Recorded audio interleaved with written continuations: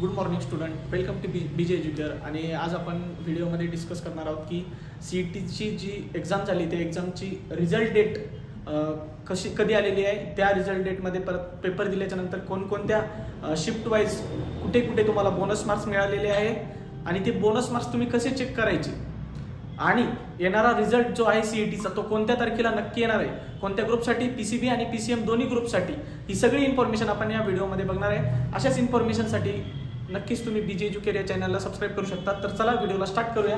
सगळ्यात आधी बघा की आपला विषय काय आहे की आज रिझल्ट डेट कधी येणार आहे, म्हणजे रिझल्टची डेट काय आहे आणि नंतर काय बोनस मार्कशीट वाईज कुठे कुठे तुम्हाला मिळणार आहे.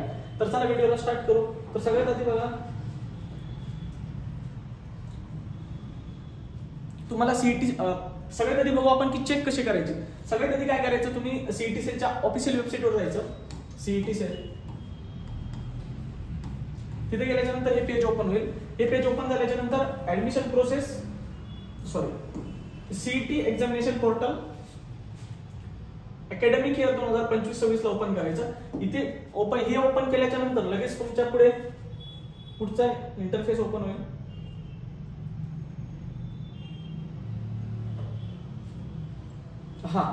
इथं काय करायचं, notice regarding CET wise result date इथे क्लिक केल्याच्या नंतर तुम्हाला पूर्ण ज्या पण CETच्या एक्झाम आहेत महाराष्ट्रातल्या पूर्ण CETच्या एक्झाम कोणकोणत्या एक्झाम असतात, लॉची CET असते, बाकीच्या पण CET असतात, PCM CET, PCB CET, याची पूर्ण एक्झामची जी डेट आहे ती डेट तुम्हाला इथे ओपन होईल या पोर्टलमध्ये गेल्याच्या नंतर.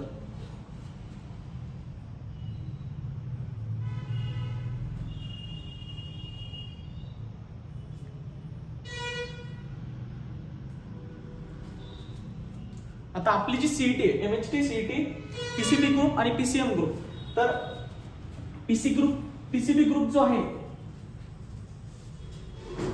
त्याची रिझल्ट डेट 16 जून आणि PCM ग्रुप जो आहे त्याची पण रिझल्ट डेट 16 जूनच सांगितलेली आहे. फक्त त्यांनी काय सांगितले की टेंटेटिव्ह डेट आहे, म्हणजे रिझल्ट पोस्टपोन येऊ शकतो आणि म्हणजे अगोदरही येऊ शकतो. नंतर पुढे बघा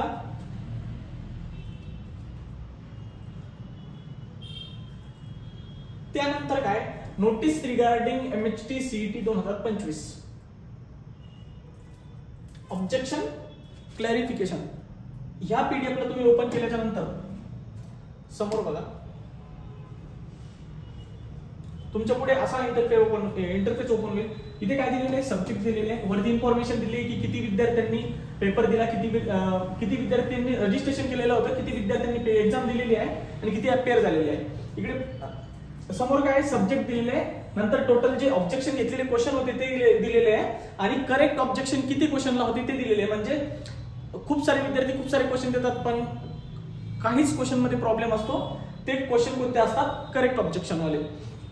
तर फिजिक्स, केमिस्ट्री, मॅथ आणि PCB साठी बायो सगळे ऑब्जेक्शन इथे दिलेले आहे आणि करेक्ट किती झालेले आहे, तर टोटल करेक्शन किती झालेले आहे, फक्त 40 झालेले आहे. समोर बघा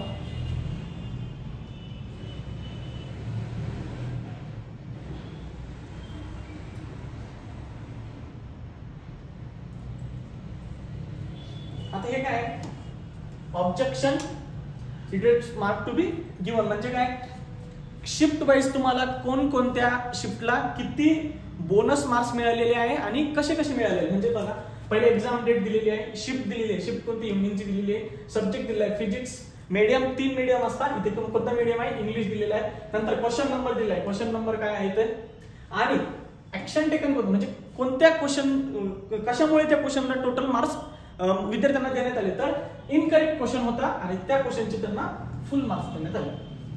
असे प्रत्येक क्वेश्चनची इन्फॉर्मेशन दिलेली आहे. इथं बघा मल्टिपल ऑप्शन होते क्वेश्चन मध्ये, नंतर कोणताच जे ऑप्शन होतं ते मॅच होत नव्हता म्हणून याला पण फुल मार्क्स दिलेले आहे, इथे पण फुल मार्क्स दिलेले आहे. अशी ही PDF CET सेल मध्ये आहे, CET सेलच्या वेबसाईटवर आहे किंवा आम्ही आमच्या व्हॉट्सअप ग्रुपवर देखील शेअर केलेली आहे.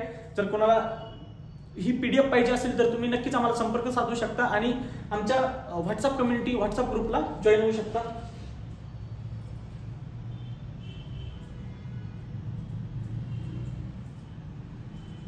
ही पूर्ण दिलेली आहे, ही पूर्ण PDF दिलेली आहे.